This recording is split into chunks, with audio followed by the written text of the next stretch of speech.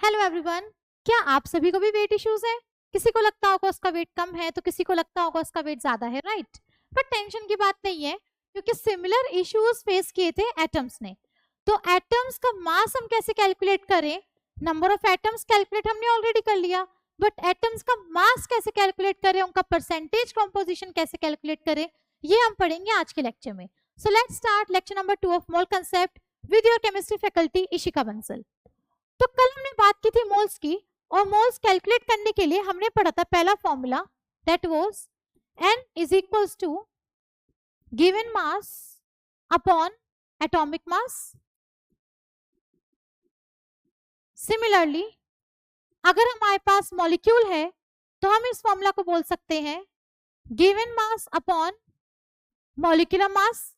अगर हमारे पास गैस है तो आज आपके लिए एक नया फॉर्मूला आया है, given volume upon 22.4 litres. But पहली कंडीशन है कि ये गैस होनी चाहिए, दूसरी कंडीशन है कि ये गैस एसटीपी पर होनी चाहिए। अगर हमारे पास क्वेश्चन में दिया होगा गैस एट एसटीपी, तभी आप ये फॉर्मूला यूज करेंगे, गिवन वॉल्यूम अपॉन 22.4 लीटर्स। इससे हमें क्या मिल जाएंगे? Number of moles. फिर हम बात करते हैं नई क्वांटिटी की, that is AMU. What is AMU? AMU is atomic mass unit. AMU is atomic mass unit। AMU होता क्या है? लेकिन हमें ग्राम्स पता है, हमें केजीस पता है, ये सभी क्या है? मास की क्वांटिटीज। सिमिलरली AMU भी एक क्वांटिटी है, और ये हमें क्या बताती है? It is the mass of 1/12।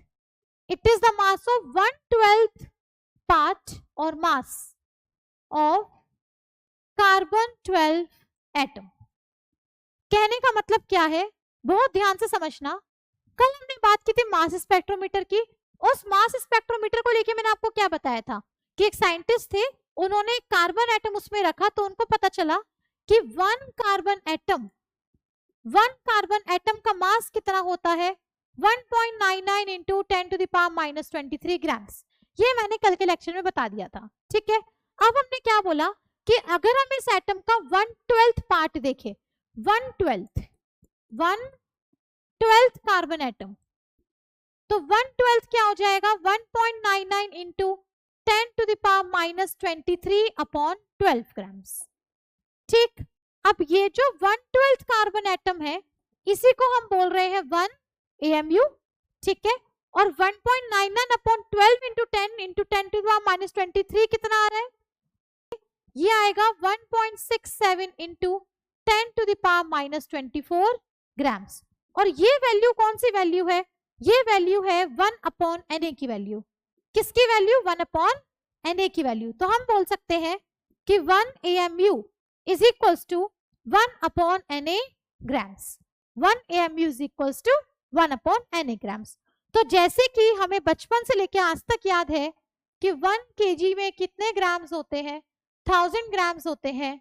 आज के बाद से आप याद रखेंगे कि 1 AMU में 1 अपॉन Na ग्राम्स होते हैं। मैं रिपीट कर रही हूं, हमें कार्बन के एक एटम का मास पता था 1.99 इंटू 10⁻⁻23। हमने इस एटम का 1/12 पार्ट निकाला, तो उसका मास क्या हो जाएगा? 1/12 ऑफ दिस मास। ये वैल्यू कितनी आई? 1.67 इंटू 10⁻⁻24। ये वैल्यू किसकी थी? 1 अपॉन Na की वैल्यू थी। तो यहां से हमने देखा कि 1 AMU is equals to 1 upon Na grams. तो आज के बाद से आप AMU और ग्राम्स को रिलेट कर सकते हो, बिल्कुल कर सकते हो। नेक्स्ट स्लाइड पे आते हैं। मैंने लिखा कार्बन, तो कार्बन का मास 12 ग्राम सबको पता है, लेकिन मैं आपको बोल सकती हूँ 12 AMU भी और 12 भी। बट कंडीशन क्या है इनको बोलने की? अगर मैंने बोला 12, तो इसका मतलब मैं बात कर रही हूँ कार्बन के रिलेटिव एटॉमिक मास की। किसकी बात कर रही हूँ? कार्बन के रिलेटिव एटॉमिक मास की। अगर मैंने बोला आपसे 12 ग्राम, इसका मतलब मैं बात कर रही हूं आपसे कार्बन के 1 मोल की। कार्बन के 1 मोल की, और 1 मोल में क्या होता है? Na atoms. तो मैं कह सकती हूँ कि मैं बात कर रही हूँ मास ऑफ Na एटम्स की, ठीक है। फिर अगर मैंने आपसे बोला 12 AMU, 12 AMU का मतलब अब मैं डायरेक्टली आपसे बात कर रही हूँ कार्बन के 1 एटम की। कार्बन के 1 एटम की, और इसी को हम एब्सोल्यूट एटॉमिक मास भी बोलते हैं, एब्सोल्यूट एटॉमिक मास भी बोलते हैं। क्लियर हो गया सबको? मास ऑफ 1 मोल के लिए मैंने क्या यूज किया? ग्राम्स। मास ऑफ 1 एटम के लिए मैंने क्या यूज किया? AMU। और सिर्फ 12 को मैंने क्या बोला? Relative atomic mass. कर लिया सबने नोट? सिमिलरली अगर मेरे पास मॉलिक्यूल है तो मॉलिक्यूल के लिए क्या हो जाएगा? 32 ग्राम, 32 AMU या फिर सिर्फ 32। तीनों में क्या डिफरेंस है?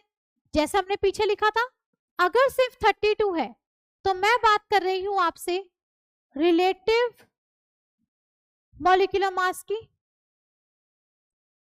अगर मैंने बोल दिया 32 ग्राम, मतलब मैं बात कर रही हूं मास ऑफ 1 मोल की। बिल्कुल सही, इस बार सबने आंसर दे दिया। अब मुझे जल्दी से बताओ, इस मास ऑफ 1 मोल में Na एटम्स होंगे या Na मॉलिक्यूल्स? बोलो बोलो।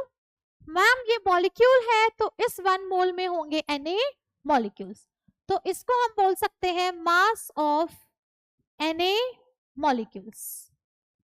अगर इसमें Na मॉलिक्यूल्स हैं तो एटम्स कितने होंगे? Mass of 2 Na atoms. क्यों? क्योंकि एटॉमिसिटी थी 2, तो मास ऑफ 2 Na एटम्स। अगर मैंने लिखा 32 AMU, इसका मतलब अब मैं बात कर रही हूँ मास ऑफ 1 मॉलिक्यूल की, एटम की नहीं, मॉलिक्यूल की। ध्यान से सुनना, मास ऑफ 1 मॉलिक्यूल। ठीक है, तो एटम्स कितने हो जाएंगे? मास ऑफ 2 एटम्स, और इसको हम क्या बोल सकते हैं? एब्सोल्यूट मॉलिक्यूलर मास भी बोल सकते हैं, absolute molecular mass. I hope तीनों डिफरेंस सबको समझ में आ गए। हमने क्या क्या बोला? हमने 32 AMU बोला, हमने 32 ग्राम बोला, हमने सिर्फ 32 बोला। सिर्फ 32 था तो वो रिलेटिव था, ग्राम था मतलब मोल की बात हो रही है, AMU था मतलब डायरेक्टली एक मॉलिक्यूल की बात हो रही है। तो एटम का भी देख लिया हमने, मॉलिक्यूल का भी देख लिया। आगे चलते हैं क्वेश्चन पे। Calculate the number of moles, molecules, atoms, electrons, protons, neutrons. सारी एंटिटीज निकालनी है आपको 64 ग्राम O2 में। तो मोल्स कितने आ जाएंगे बेटा? 64 गिवन मास, मॉलिक्यूलर मास कितना हो जाएगा? 32, मतलब नंबर ऑफ मोल्स कितने आ गए इसके पास? 2। अगर हमारे पास नंबर ऑफ मोल्स आ गए, क्या अब हम इसमें मॉलिक्यूल्स निकाल सकते हैं? तो मॉलिक्यूल्स क्या हो जाएगा बेटा? Moles into Na। तो कितने मॉलिक्यूल्स हो गए हमारे पास? 2 Na। अगर हमें एटम्स निकालने हैं तो एटम्स क्या हो जाएगा? Number of molecules into atomicity, that is 4 Na। तो मोल्स, मॉलिक्यूल्स, एटम सबको निकालना आ गया। अब बात करते हैं इलेक्ट्रॉन्स, प्रोटॉन्स एंड न्यूट्रॉन्स की। O के पास, एक O के पास एटॉमिक नंबर क्या होता है? 8, मास नंबर क्या होता है? 16। कल के लेक्चर में हमने बात की थी। तो मैं कह सकती हूँ कि हमारे पास 8 इलेक्ट्रॉन्स हैं, 8 प्रोटॉन्स हैं, 8 न्यूट्रॉन्स हैं। तो O2 के पास क्या होगा? 16 इलेक्ट्रॉन्स, 16 प्रोटॉन्स, 16 न्यूट्रॉन्स। बट हमें O2 में नहीं निकालना है, हमें 64 ग्राम O2 में निकालना है। तो टोटल नंबर ऑफ इलेक्ट्रॉन्स कितने हो जाएंगे बेटा? 16 into number of moles into Na, मतलब 32 Na। Similarly number of protons and number of neutrons क्या हो जाएगा? कितने प्रोटॉन्स है? 16, कितने न्यूट्रॉन्स है? 16, मोल्स कितने हैं? 2, मल्टीप्लाई कर दो Na से, तो कितना आ गया ये? 32 Na, 32 Na। तो यहाँ पे हमने देखा कि number of electrons, protons, neutrons equal आ गए। बट क्या ये हमेशा ट्रू है? तो याद रखना कि ये हमेशा ट्रू नहीं होता है कि number of electrons, protons, neutrons equal आए। This is not always true. ठीक है, इसका एग्जांपल देखते हैं नेक्स्ट स्लाइड में। हमारे पास है 64 AMU O2। पीछे क्या था बेटा? 64 ग्राम O2, यहाँ पे है 64 AMU O2। इस बात पे ध्यान देना है। तो हमारा जो गिवन मास है वो AMU में है, तो हम बोलेंगे गिवन मास इज 64 AMU। हमें मोल्स निकालने के लिए पहले इसको कन्वर्ट करना होगा ग्राम्स में, और मैंने AMU ग्राम का रिलेशन बताया था। क्या? 1 AMU is equal to 1 upon Na grams. Correct. So ये क्या हो जाएगा? 64 अपॉन Na ग्राम्स। तो हमारे पास मोल्स कितने आ जाएंगे? ध्यान से देखो, number of moles is equal to given mass 64 upon Na upon molecular mass कितना हो जाएगा O2 का 32, तो ये कितना हो गया बेटा 2/Na। कितने मोल्स आ गए 2/Na। तो मॉलिक्यूल्स क्या हो जाएंगे, जितने मोल्स आए उसको Na से मल्टीप्लाई कर दो, तो Na और Na कैंसिल हो जाएगा। कितने मॉलिक्यूल्स बचेंगे सिर्फ 2। कितने एटम्स हो जाएंगे, जितने मॉलिक्यूल्स आए उसको मल्टीप्लाई कर दो एटॉमिसिटी से, तो कितने एटम्स हो गए 4। मोल्स, मॉलिक्यूल्स, एटम्स, तीनों समझ में आ गया। अब बात आती है इलेक्ट्रॉन्स, प्रोटॉन्स, न्यूट्रॉन्स की। पीछे अभी हमने डिस्कस किया था कि O2 के पास टोटल 16 इलेक्ट्रॉन्स थे, 16 प्रोटॉन्स थे, 16 न्यूट्रॉन्स थे। तो यहाँ पे टोटल इलेक्ट्रॉन्स कितने हो जाएंगे, number of electrons into moles, देखो ध्यान से कितने हैं 2/Na, तो आप बोलोगे 2/Na इंटू Na, कितना आ गया 32। कितना आ गया 32। नंबर ऑफ प्रोटॉन्स भी कितने हो जाएंगे similarly 16 into 2/Na into Na, कितने हो गए 32। नंबर ऑफ न्यूट्रॉन्स भी कितना हो जाएगा 16 इंटू 2/Na इंटू Na, ये भी कितना हो गया बेटा 32। तो यहाँ पे हमने देखा कि again number of electrons, protons and neutrons कैसे आ गए हमारे इक्वल आ गए। बट याद रखना ये बात हमेशा सच नहीं है। इसी को याद करते हुए चलते हैं नेक्स्ट क्वेश्चन पे, जिसमें हमें दिया है 58.5 ग्राम NaCl। ध्यान से देखो हमारे पास क्या है NaCl, और इस NaCl का गिवन मास कितना है 58.5 ग्राम। तो इसका मॉलिक्यूलर मास क्या होगा, सोडियम का एटॉमिक मास प्लस क्लोरीन का एटॉमिक मास। सोडियम का एटॉमिक मास क्या होता है 23, क्लोरीन क्या क्या होता है 35.5, ये तो याद है बिल्कुल। तो मॉलिक्यूलर मास क्या हो गया 23 प्लस 35.5, कितना हो गया 58.5 ग्राम पर मोल। अब हमने देखा कि गिवन मास और मॉलिक्यूलर मास तो इक्वल आ गए, तो नंबर ऑफ मोल्स क्या हो जाएंगे बेटा 58.5 अपॉन 58.5, कितने मोल्स आ गए 1। NaCl क्या है एक मॉलिक्यूल, जिसे हम कंपाउंड भी कह सकते हैं। तो हम यहाँ पे क्या कैलकुलेट करेंगे नंबर ऑफ मॉलिक्यूल्स। तो बेटा नंबर ऑफ मॉलिक्यूल्स क्या हो जाएगा, number of moles into Na, 1 into Na क्या आ गया Na। नंबर ऑफ एटम्स कितना हो जाएगा, जितने मॉलिक्यूल्स आए उसको मल्टीप्लाई कर दो एटॉमिसिटी से। यहाँ पे एटॉमिसिटी क्या होगी, NaCl में हमारे पास एक सोडियम है एक क्लोरीन है, तो एटॉमिसिटी क्या हो गई 2, तो ये क्या हो गया बेटा 2Na। क्या ये बात सबको क्लियर हो गई 2Na वाली। Moles, molecules, atoms. अब बात करते हैं इलेक्ट्रॉन्स की। तो इसके पास नंबर ऑफ इलेक्ट्रॉन्स कितने आएंगे, देखो NaCl में पहले सोडियम की बात करते हैं। सोडियम क्या होता है 11Na23, क्लोरीन क्या होता है 17Cl 35.5। तो आपको क्या ध्यान रखना है कि इसके पास 11 इलेक्ट्रॉन है, 11 प्रोटॉन है, 12 न्यूट्रॉन है। इसके पास 17 इलेक्ट्रॉन्स है, 17 प्रोटॉन्स है, 18 न्यूट्रॉन्स है। तो पूरे NaCl में क्या होगा 28 electrons, then 17 plus 11 28, again 17 plus 11 28 protons, 12 plus 18 30 neutrons. तो अगर मुझे निकालना है total number of electrons in NaCl, तो क्या हो जाएगा 28 इंटू नंबर ऑफ प्रोटॉन्स में 28 इंटू नंबर ऑफ न्यूट्रॉन्स में 28 इंटू क्या करना है नंबर ऑफ मोल्स, कितने आए थे 1, तो 1 1 1 इंटू Na। तो ये क्या निकल के आया, ये आ गया हमारे पास 28 Na, ये भी क्या आ गया 28 Na, और बेटा ये क्या आ गया 30 Na। तो हमारे पास आ गए number of electrons, protons and neutrons, किसमें 58.5 ग्राम NaCl में। क्या ये बात समझ में आ गई। यहाँ पे आप ध्यान से देखो हमारे पास इलेक्ट्रॉन्स, प्रोटॉन्स इक्वल है बट न्यूट्रॉन्स इक्वल नहीं है, ठीक है। नेक्स्ट क्वेश्चन पे चलते हैं। यहाँ पे क्या बोल दिया 46 ग्राम Na+। यहाँ पे हमारे पास आयन है, और आयन का गिवन मास क्या है, इस आयन का गिवन मास क्या है 46 ग्राम। इसका एटॉमिक मास क्या होता है Na का 23।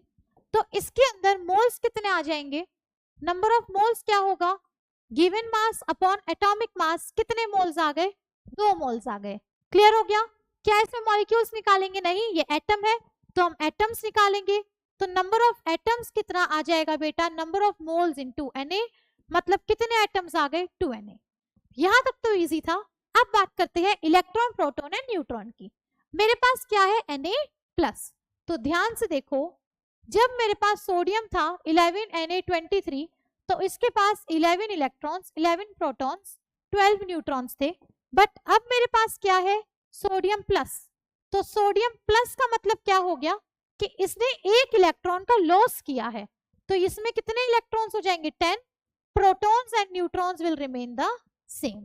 चार्ज आने से इलेक्ट्रॉन्स चेंज होते हैं, प्रोटॉन्स एंड न्यूट्रॉन्स चेंज नहीं होते हैं। ये हमने कब पढ़ा, कल की क्लास में। जिसकी रह गई प्लीज लेक्चर देख लेना, ठीक है। तो चार्ज आने से प्रोटॉन्स न्यूट्रॉन्स सेम रहते हैं, इलेक्ट्रॉन्स चेंज हो जाते हैं, ठीक है। तो यहाँ पे अब हम निकाल सकते हैं total number of electrons, total number of protons, total number of neutrons.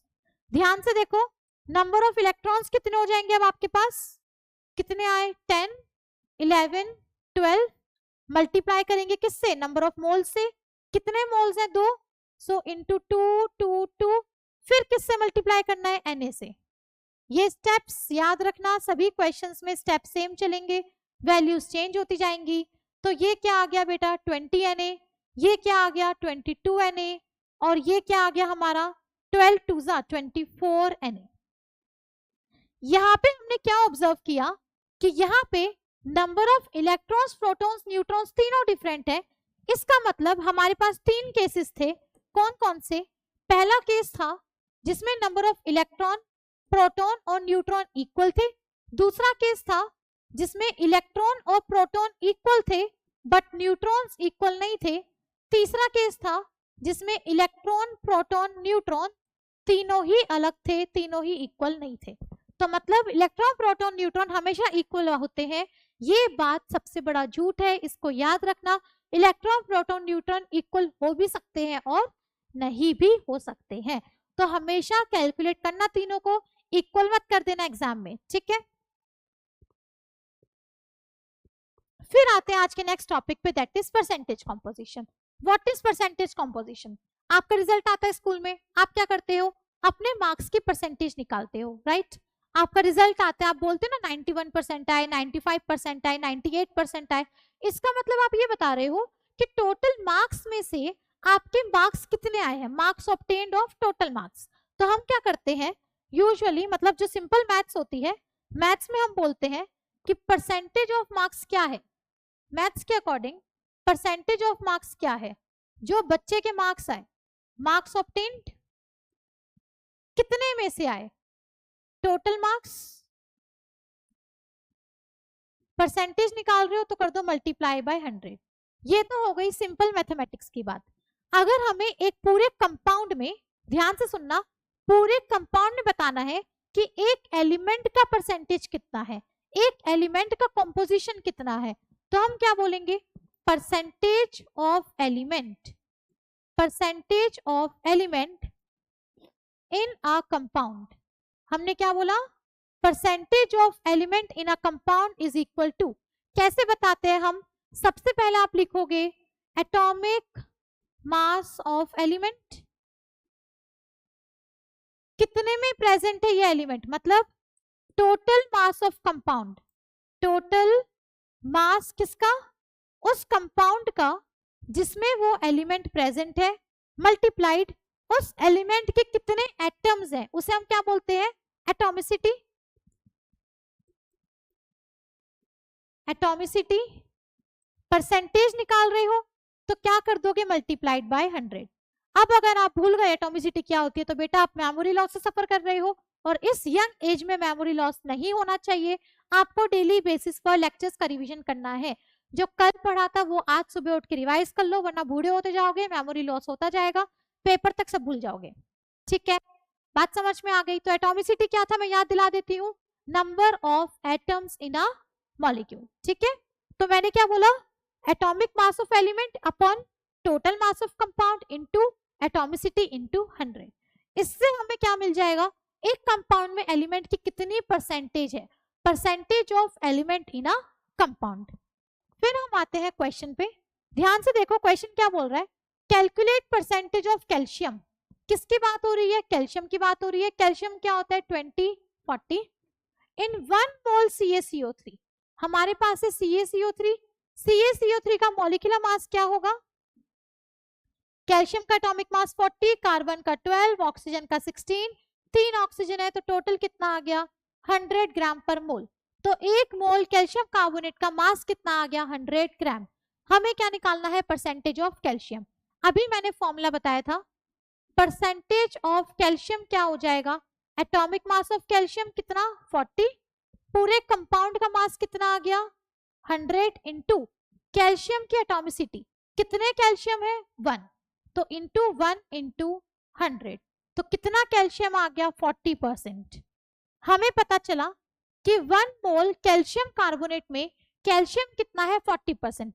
अगर हमें यहीं पे बोल देता कि आप बताओ परसेंटेज ऑफ कार्बन कितना है, तो हम क्या बोलते? 12/100 इंटू 1 इंटू 100, तो कितना आ गया था? 12%।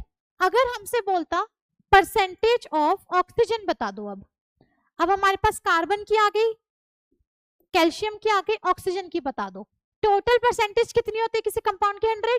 तो ऑक्सीजन के निकालने के 2 तरीके हैं, एक तो फॉर्मूला में रख दो वैल्यू, ऑक्सीजन का एटॉमिक मास 16, कंपाउंड का 100, ऑक्सीजन की एटॉमिसिटी 3 इंटू 100, तो ये कितना आ गया? 48%। दूसरा तरीका क्या था?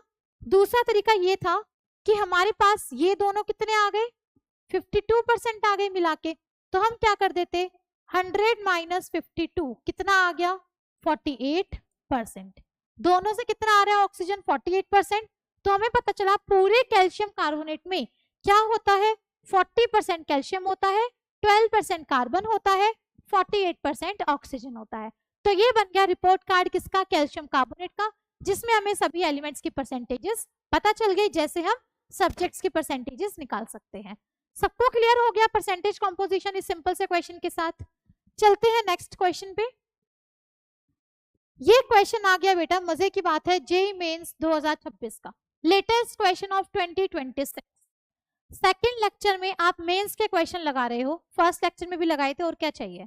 ठीक है, चलो फटाफट से। हमारे पास क्या है? कंपाउंड का मास है कितना?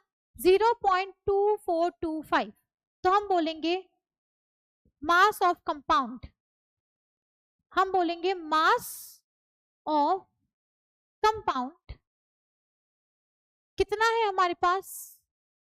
0.2425 ग्राम्स। आगे क्या दिया है? इस कंपाउंड से हमें मिला सिल्वर क्लोराइड कितना? 0.5253, तो मास ऑफ AgCl कितना दिया है हमको? 0.5253 ग्राम। ये तो गिवन मास है। क्या हम AgCl का मॉलिक्यूलर मास निकाल सकते हैं? बिल्कुल। मॉलिक्यूलर मास ऑफ AgCl क्या हो जाएगा? 108 प्लस 35.5। आगे चले, और क्या है हमारे पास? परसेंटेज ऑफ क्लोरीन बताना है। क्लोरीन की एटॉमिसिटी क्या है? एटॉमिसिटी ऑफ क्लोरीन 1, और क्लोरीन का एटॉमिक मास क्या है? एटॉमिक मास ऑफ Cl कितना है? 35.5। ठीक है, चलिए आगे। हमें क्या निकालना है? क्लोरीन की परसेंटेज निकालनी है। तो अब ध्यान से देखो, परसेंटेज ऑफ क्लोरीन कितना हो जाएगा? ध्यान से बोला हमने, एटॉमिक मास ऑफ क्लोरीन कितना? 35.5, कंपाउंड का मास कितना? 0.2425 इनटू हमें मिला AgCl, तो अब हम एटॉमिसिटी नहीं लेंगे AgCl में क्लोरीन की, हमें लेना होगा मोल्स ऑफ AgCl। तो AgCl के मोल्स कितने होंगे? 0.5253 अपॉन 108 प्लस 35.5 इंटू 100। ध्यान से देखो, ये वाली टर्म कौन सी हो गई? ये हो गया हमारा मोल्स ऑफ AgCl। क्यों? क्योंकि हमें क्या मिला? हमें पूरा AgCl मिला उस कंपाउंड से, सिर्फ Cl नहीं मिला, हमें क्या मिला? AgCl। तो हम क्या मल्टीप्लाई करेंगे? AgCl के मोल्स। क्लियर हो गया? ये कैलकुलेट करके कितना आ गया? 53.58%। ये आ गया हमारा आंसर। तो हमने क्या निकाल लिया यहाँ से? Percentage of chlorine in the organic compound, लेकिन हमें क्लोरीन किसके फॉर्म में मिला था, AgCl के फॉर्म में मिला था, इसलिए हमने AgCl के मोल्स मल्टीप्लाई किए हैं, एटॉमिसिटी मल्टीप्लाई नहीं की है।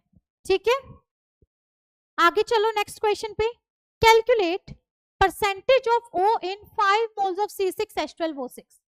C6H12O6 क्या होता है, जाना पहचाना याद आ रहा है कुछ? This is glucose. इसका मॉलिक्यूलर मास क्या हो जाएगा, 12 इंटू 6 प्लस 12 प्लस 16 इंटू 6, ये आएगा 180 मॉलिक्यूलर मास, 180 ग्राम पर मोल। ये आ गया 1 मोल का। ठीक है, हमें क्या निकालना है, परसेंटेज ऑफ ऑक्सीजन। तो बेटा परसेंटेज ऑफ ऑक्सीजन का फॉर्मूला क्या होगा, एटॉमिक मास ऑफ ऑक्सीजन।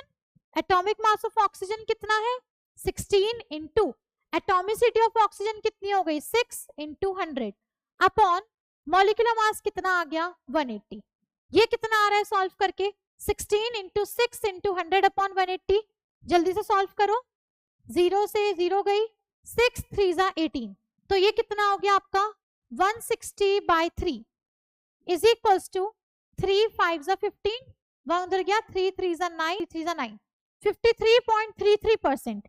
लेकिन ये जो परसेंटेज आई है ये आई है हमारी 1 मोल में। क्वेश्चन में क्या पूछ रहा था, 5 मोल्स में। क्या हम इसको डायरेक्टली 5 से मल्टीप्लाई कर सकते हैं? अरे भैया नहीं कर सकते। क्यों नहीं कर सकते, परसेंटेज 100 से ज्यादा हो सकती है क्या, नहीं हो सकती। तो आपको क्या करना होगा, अब आपको परसेंटेज ऑफ ऑक्सीजन निकालने के लिए 16 इंटू 6 इंटू 100 तो करना ही है, बट ये जो मॉलिक्यूलर मास था इसको 5 से मल्टीप्लाई करना है। क्यों, क्योंकि हमें 5 मोल्स का मास लेना है। इसको सिंप्लीफाई करो, अब ये क्या हो गया, 0 से 0 कट गया, देन 6 3 जा 18, तो ये कितना आ गया 160/15। 160/15 कितना हो जाएगा, 15 10 जा 150, सो ये आएगा लगभग 10.66%। अब ये जो हमारी परसेंटेज आई है ना, कितनी, 10.66, ये परसेंटेज आया कितने में, 5 मोल में। 53.33 किस में था, 1 मोल में। 10.66 किस में आया, 5 मोल्स में। क्लियर हो गई बात परसेंटेज ऑफ ऑक्सीजन की। नेक्स्ट स्लाइड पे चलते हैं, density and vapour density. Density क्या होता है, डेंसिटी आप फिजिक्स में पढ़ते आए हो। डेंसिटी होता है हमारा मास पर यूनिट वॉल्यूम। डेंसिटी क्या होता है, मास पर यूनिट वॉल्यूम। तो डेंसिटी का फॉर्मूला आपने अभी तक क्या पढ़ा है आज तक, मास अपॉन वॉल्यूम। ये तो आप 7th 8th क्लास से पढ़ते आ रहे हो। तो इसकी यूनिट क्या आती है, ग्राम पर ml। नया क्या है आज की क्लास में, वेपर डेंसिटी। वेपर डेंसिटी क्या होता है, डेंसिटी ऑफ अ गैस। लेकिन ये हम निकालते कैसे हैं, with respect to hydrogen gas. किसी भी गैस की आप सिर्फ डेंसिटी नहीं बता सकते हो, आप वेपर डेंसिटी बताओगे किसके रिस्पेक्ट में, हाइड्रोजन गैस के रिस्पेक्ट में। तो मैंने बोला वेपर डेंसिटी क्या होता है, वेपर डेंसिटी होता है density of a gas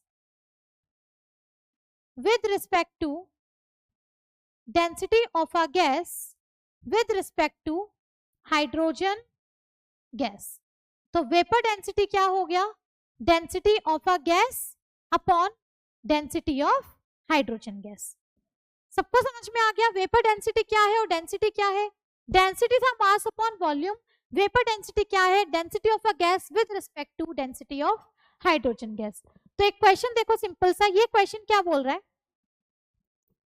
the density of solution is 2.15 ग्राम पर ml।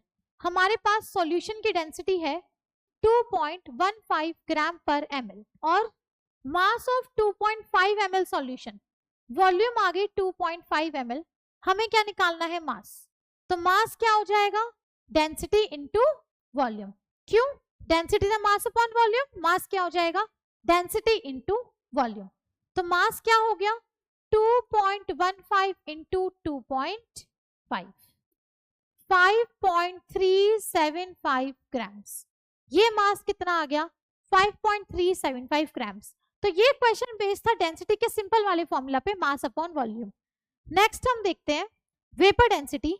वेपर डेंसिटी अगर आपको कैलकुलेट करना है तो आप कौन सा फॉर्मूला यूज कर सकते हो, vapour density is equals to molecular mass of a gas ये फॉर्मूला नोट कर लो, बहुत ज्यादा इंपॉर्टेंट है, अपॉन 2।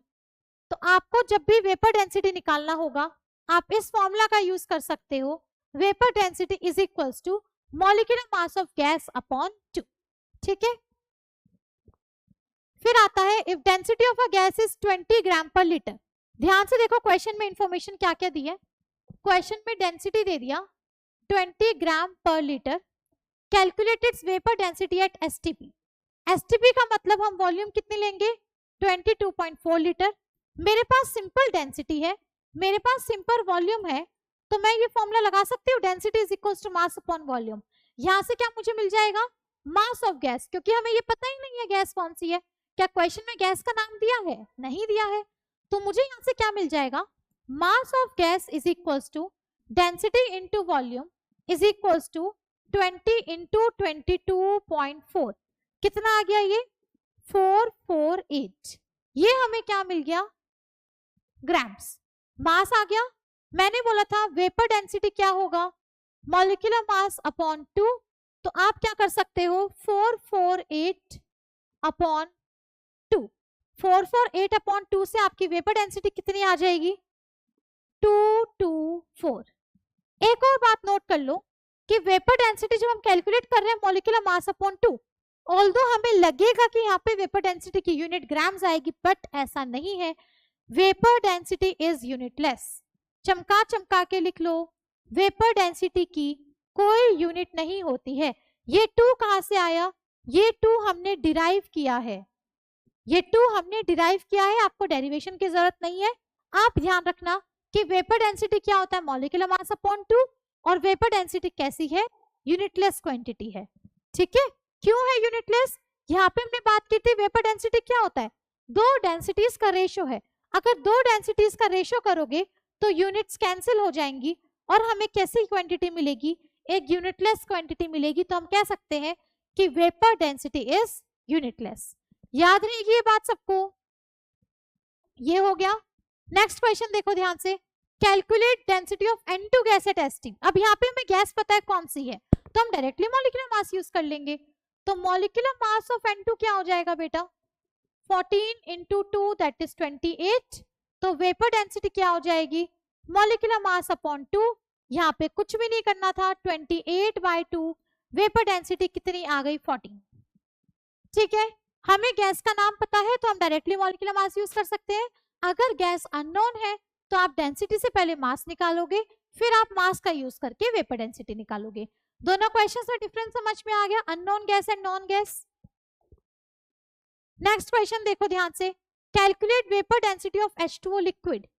क्या हम लिक्विड्स की वेपर डेंसिटी निकाल सकते हैं, बिल्कुल भी नहीं। तो आप बोलोगे दिस इज अनडिटरमाइंड, ये हम नहीं निकाल सकते।